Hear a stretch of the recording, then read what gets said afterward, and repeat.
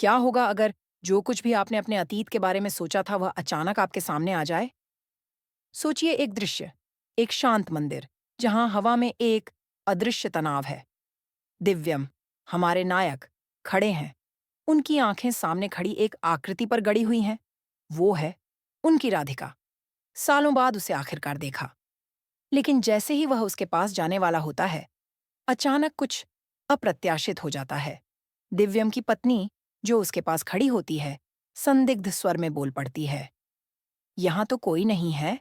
शायद तुम्हें राधिका की याद आ रही है, इसीलिए तुम्हें ऐसा लग रहा है।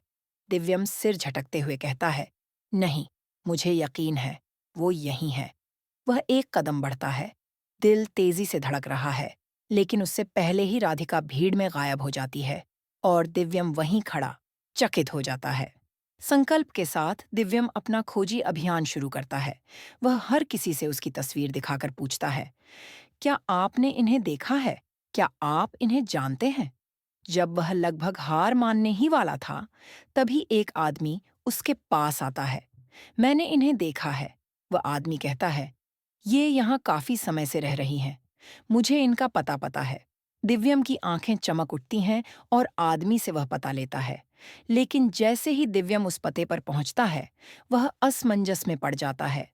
यह सही नहीं लगता, वह बुदबुदाता है। यह तो लड्डू का घर है। यहाँ राधिका कैसे हो सकती हैं?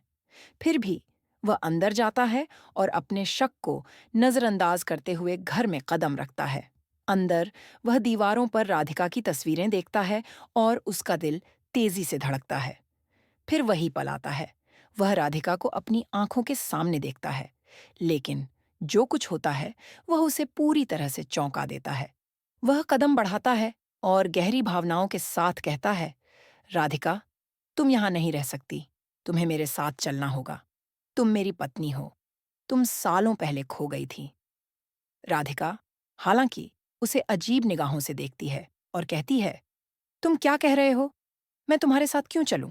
वहीं दिव्यम का दुनिया भर का दर्द और इंतजार एक पल में लौट आता है। लेकिन फिर कुछ और अजीब होता है। घर में मौजूद वृद्ध महिला मौका देखकर सोचती है, अरे, एक अमीर आदमी आया है। अब मैं उससे पैसे निकाल सकती हूँ। लेकिन दिव्यम पहले ही उसकी चालों को समझ चुका है। उसे मालूम है कि लड्डू को रस्सी से बांधने के बाद उसे ही बचाया था। लेकिन इससे पहले कि दिव्यम कुछ और कर सके, राधिका सीधे और दृढ़ आवाज में कहती है, मैं कहीं नहीं जा रही। मैं यहाँ रहूंगी। दिव्यम को अब समझ में आता है कि चीजें पहले जैसी नहीं रहीं। वह आगे बढ़ने की कोशिश करता है, लेकिन वृद्ध महिला बीच में आ जाती है और चिल्लाती है, तुम्हारा दिमाग खराब हो गया है क्या? पहले मेरी पोती को फंसाया और अब मेरी बहू को। तुम कितना गिर सकते हो? वहां से माहौल और भी तनावपूर्ण हो जाता है। दिव्यम, जो कभी अपनी राधिका के खो जाने की पीड़ा में था, अब उसे पाने के बाद भी एक नई उलझन में फंसा है। क्या सचमुच कुछ बदल गया है? और असल में क्या सही है? इसके साथ ही धन्यवाद देखने के लिए और अगली बार तक के लिए अलविदा।